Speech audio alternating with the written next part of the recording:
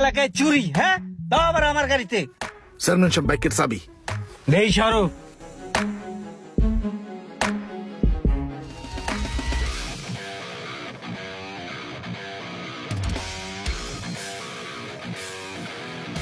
এই চোররে যে আমি কি করব সেটা একমাত্র আমার মনে মনেই আছে।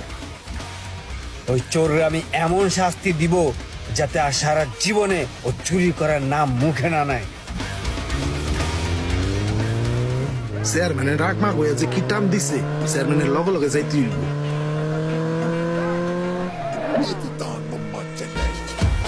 না, এই ছোট মোটো চুরি করে আর পোষায় না, বড় কিছু চুরি করতে হইব। সামনে বড় যা পাই হে এই চুরি করবো।